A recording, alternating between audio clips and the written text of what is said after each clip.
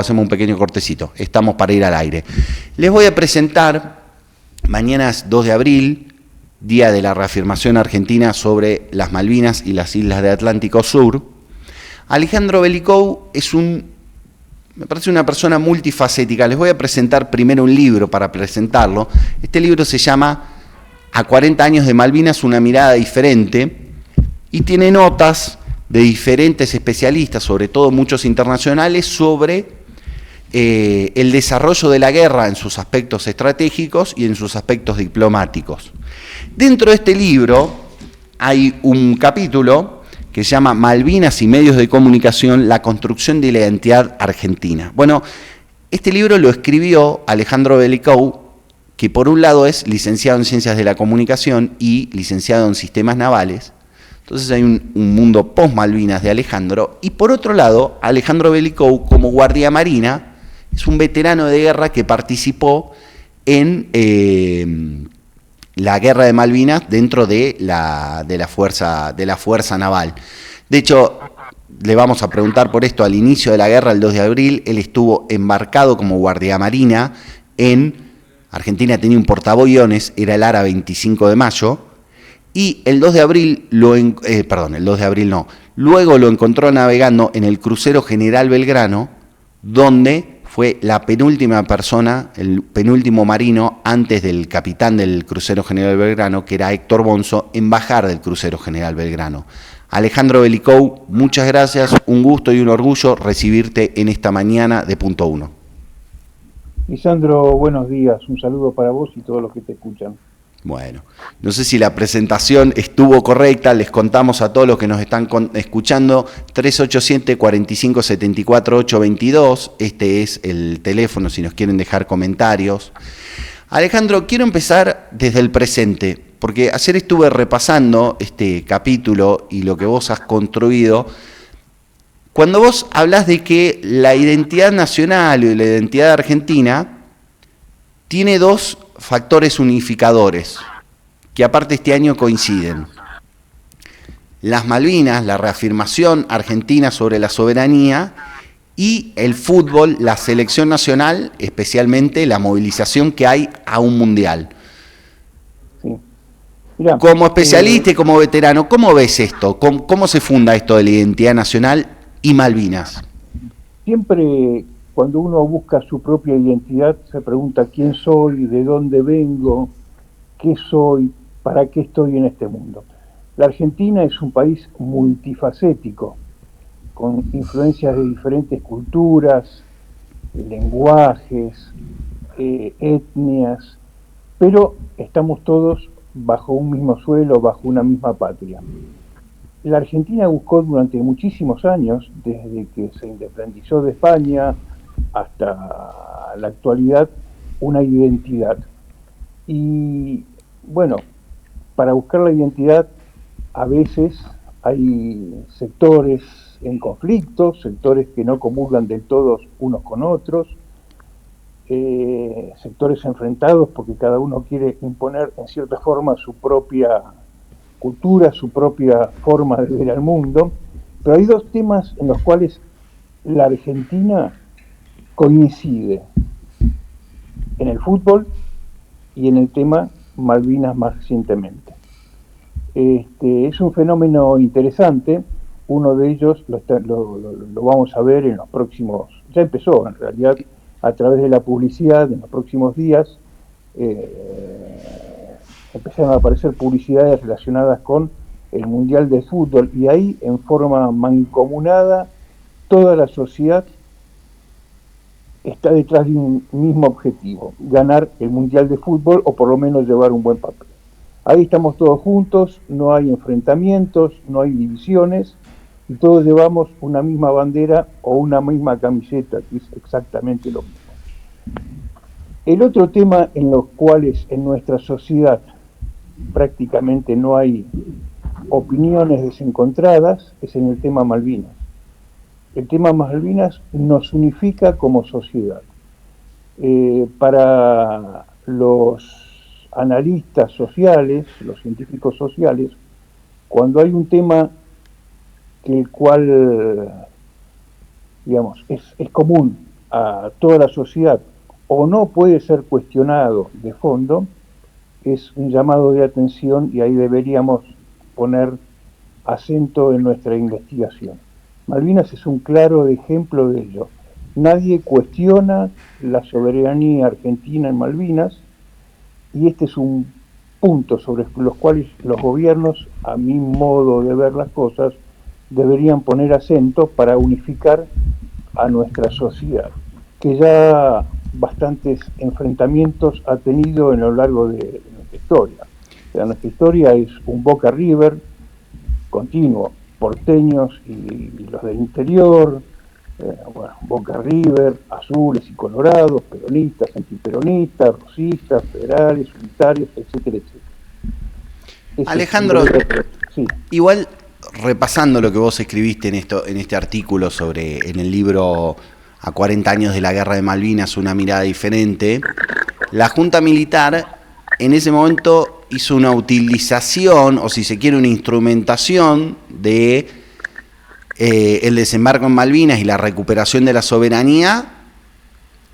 a través de la gesta, y digo, de la unificación del discurso a través de la movilización de la identidad. Digo, siempre se destaca que el único que dijo que estaba en contra del conflicto fue el expresidente Raúl Alfonsín.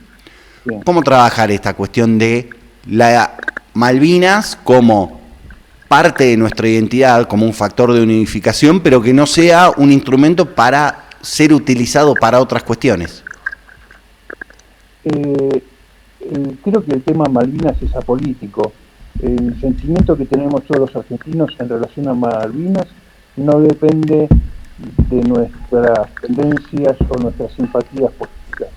La Junta Militar, cuando comenzó el tema de Malvinas a utilizar los medios de comunicación, era por un problema por un problema específicamente táctico del momento.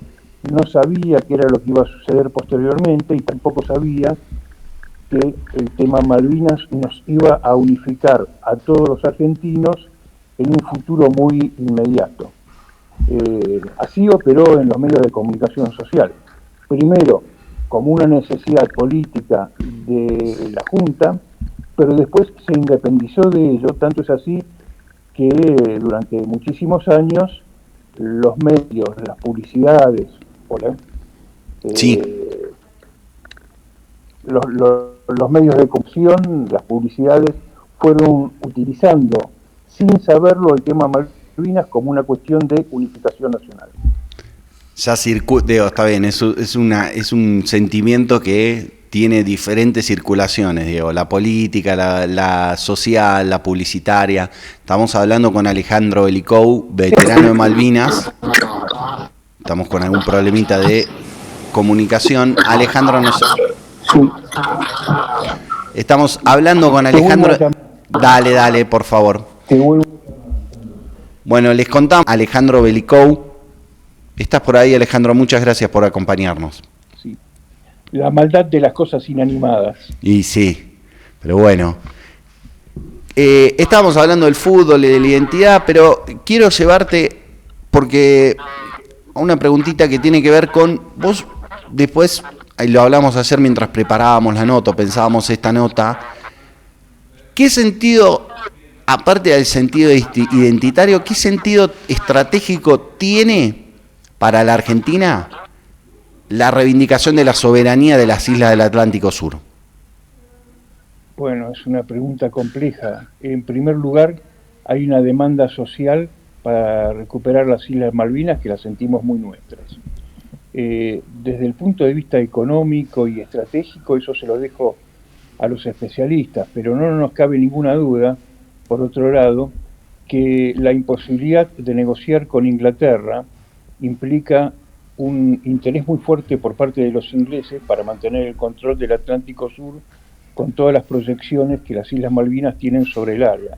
Si vemos un poco el panorama mundial en este momento, donde el estrecho de Hormuz está prácticamente bloqueado, el canal de Suez está muy próximo a la zona de conflicto y la preocupación norteamericana para que no suceda algo similar con el canal de Panamá, que no está totalmente bajo su control, hace que las grandes vías de comunicación marítima internacionales que se usaron durante épocas pasadas, como el pasaje de Drake, el estrecho de Magallanes, el Cabo de Buena Esperanza, sean puntos de interés para las grandes potencias. Hablando de Estados Unidos, Inglaterra, China o Rusia. Alejandro, te llevo a la vivencia y a tu recorrido por el conflicto del Atlántico Sur. A vos, el 2 de abril de 1982, te encontró navegando arriba de un portaaviones, que era el portaaviones Ara 25 de Mayo. ¿Qué recuerdos tenés del inicio del conflicto? La flota zarpó, consistente el portaaviones 25 de Mayo, con todos sus buques de apoyo, zarpó aproximadamente una semana, casi una semana antes del 2 de abril, en forma absolutamente sorpresiva y secreta para todos los integrantes de la flota, excepto para los capitanes de los buques, los comandantes y los responsables de la operación. A mí me trasladan al portaaviones para realizar una tarea muy particular y me entero a bordo del portaaviones que íbamos a recuperar las Islas Malvinas. Realmente fue una cuestión muy sorpresiva y absolutamente inesperada porque, digamos, en la gente común, yo era guardia marina, estaba recién recibido de la Escuela Naval, en el año 81 había hecho el viaje en la fragata Libertad, mi primer destino había sido el crucero Belgrano, y de pronto de la noche a la mañana me mandan a navegar en el portaaviones. Ahí me entero acerca de cuál era la misión que iba a ejecutar toda la flota. Fue muy sorpresivo realmente. ¿Qué sentimientos o qué sentiste, qué pensaste al momento de decir estamos navegando hacia Malvinas? En un principio creí que era un ejercicio, como tantos otros que realiza la flota, un ejercicio de proporciones realmente importantes, porque había un despliegue numeroso, no solamente de efectivos de la Armada y de la Infantería de Marina, sino también del Ejército argentino. Al pasar los días me di cuenta de que realmente era no era un ejercicio, sino que era una operación real. Fue sorprendente. ¿Pudiste llegar a ver las islas? La pude ver entre las brumas, porque el portaaviones es un buque muy grande y es peligroso acercarlo a las costas, pero sí, efectivamente las pude ver en la madrugada del 2 de abril y desde el portaaviones se vio en la lejanía pero muy diluida por efecto de la bruma marítima. ¿Qué sentimiento tuviste en ese momento? O si tuviste algún sentimiento en particular.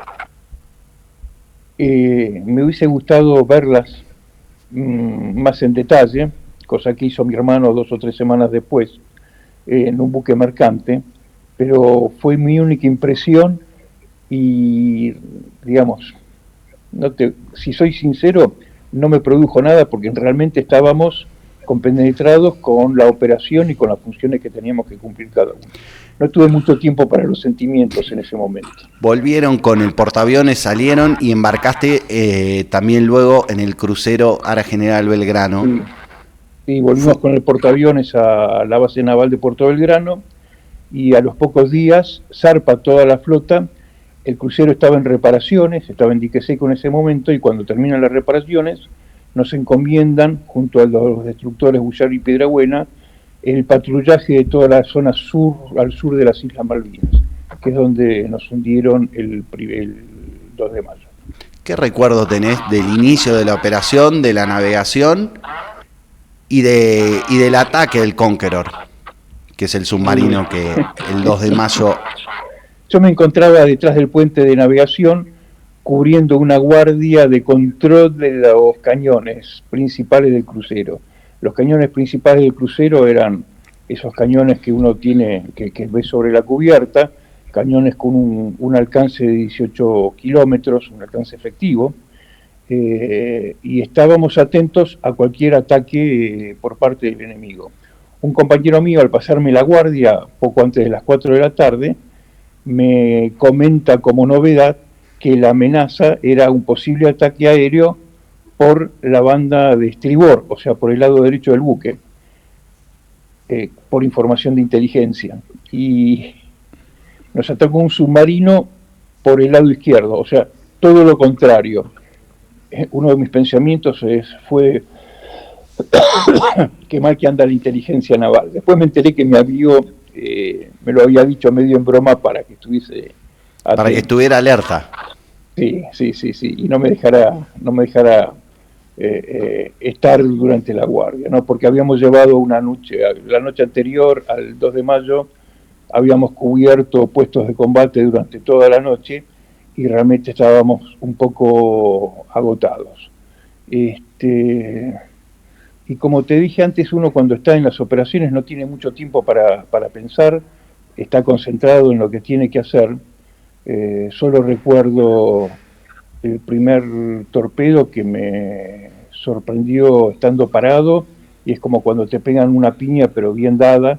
Me tiró al suelo, no sabía lo que ocurría, y a los pocos segundos el segundo torpedo que me produjo el mismo efecto. Después de ese abombamiento y ver qué era lo que estaba pasando, salí a cubierta esperando ver el ataque de los aviones que nunca se produjo. Y ahí, a partir de ese momento, empezaron todas las maniobras para tratar de salvar el buque, maniobras infructuosas, porque realmente los daños que nos habían hecho los 2 torpedos fueron importantes, y todo el zafarrancho de abandono que vino con posterioridad. Una vez que se toca la orden de zafarrancho, ¿cómo dentro del buque del ataque al crucero Ara General Belgrano murieron 323 marinos? La mitad de las bajas que nuestras Fuerzas Armadas recibieron en el conflicto, los casi 2,5, 3 meses de conflicto. Sí. ¿Cómo es un zafarrancho de combate? ¿Cómo es estar en el Atlántico Sur pensando, bueno, de este buque tenemos que salir? Y te pido una referencia porque, por lo que fui investigando, vos fuiste la penúltima persona que bajó de este crucero. Bueno, no tanto como el penúltimo, nunca lo sabré con certeza, pero sí de la última que bajó, que fue el capitán del navío, el Héctor Bonzo. El capitán Bonzo, que era el comandante del crucero, junto con el suboficial Barrio Nuevo. El suboficial Barrio Nuevo, que vive actualmente en Catamarca, cerca de ustedes, cubría guardia conmigo. Cuando después de finalizar varias tareas, tratando de comunicarnos con los 2 instructores que nos acompañaban, en un momento determinado, con Barrio Nuevo dijimos, bueno, listo, no tenemos nada más que hacer, abandonemos el buque, y lo hicimos por las escaleras que están en los lados externos, o sea, por afuera. Y llegando a la cubierta principal, con el agua ya barriendo la cubierta principal, miro para atrás y Barrio Nuevo ya no estaba. Yo entré caminando al agua. Con muchos años después me enteré que Barrio Nuevo, que me acompañaba bajando las escaleras, lo ve al capitán Bonzo entrando a su camarote. Y Barrio Nuevo, un viejo suboficial conocido también de Bonzo, entra al camarote con él y le dice, señor, ¿qué está haciendo? Bonzo le comenta que estaba buscando algún cuchillo para cortar las amarras de alguna balsa que todavía quedaba colgada. Barrio Nuevo, sospechando algo raro, le dice, mire señor, si usted no abandona el buque, yo me quedo con usted.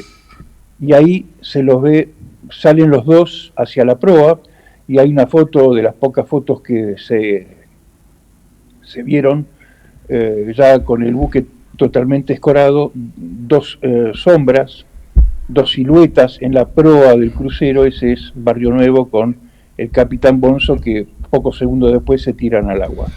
Yo no sé si fui uno de los últimos o no, pero la cuestión es que... estuviste viendo todo el proceso hasta el final. ¿Perdón?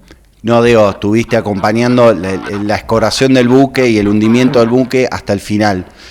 770 tripulantes estuvieron en las aguas del Atlántico Sur al momento de que es hundido el Belgrano. Esa es otra historia de Malvinas bastante desconocidas y no demasiado reconocidas, porque las operaciones de salvamento a nosotros, en las balsas, fue una de las operaciones de rescate en aguas frías de lo más brillante que hubo dentro de los anales de la historia naval mundial, porque en condiciones extremas, los destructores Bullard, Piedrabuena y el aviso Gurruchaga. Que perdona, una punta, los dos destructores son los que son todavía existentes, todavía navegan el Bullard y el Piedrabuena. No, todos fueron pasados a desguace o retirados. Bueno, pero ahora tenemos dos que no están son operables. Hay otros buques similares. Los OPB. Con los mismos nombres. Bueno, pero ninguno de ellos está operativo. Está flotando en existencia. Los destructores y el aviso son los que dan el primer acompañamiento a los marinos que estaban del Belgrano. Sí, bajo la amenaza de un submarino, porque el submarino todavía estaba rondando por ahí, en aguas realmente, digamos, difíciles, porque con olas de 6 a 10 metros de altura, con vientos de temporada.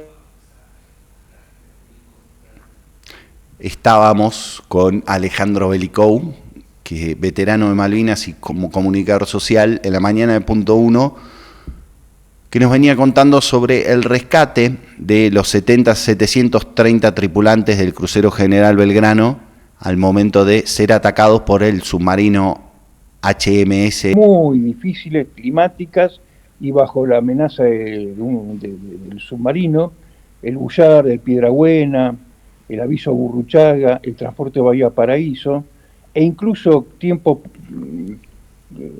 después colaboraron, no en el rescate, sino en la recuperación de cuerpos, un buque chileno, el Piloto Pardo, y un buque entonces soviético, que encontró también 3 cuerpos y se los entregó a las autoridades marítimas en Río Gallegos, creo.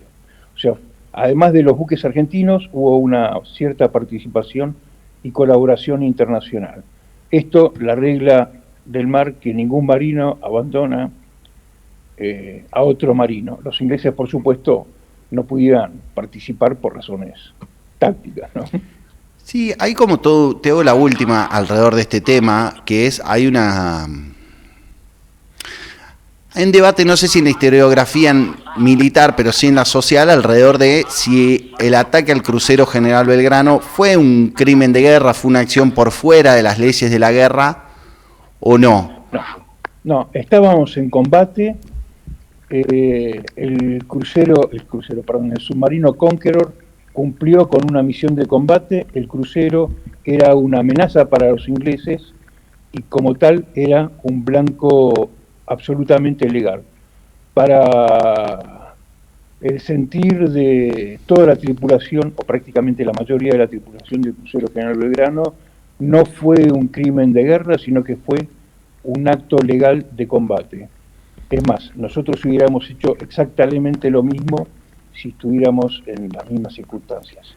Alejandro Belicou, veterano de Malvinas y comunicador social, te voy a hacer la última. 46 años del inicio del... 44 años del inicio del conflicto, perdón, estoy un poquito mal con las fechas. ¿Qué para un veterano el 2 de abril? Mira, el 2 de abril, eso cada uno reacciona en forma...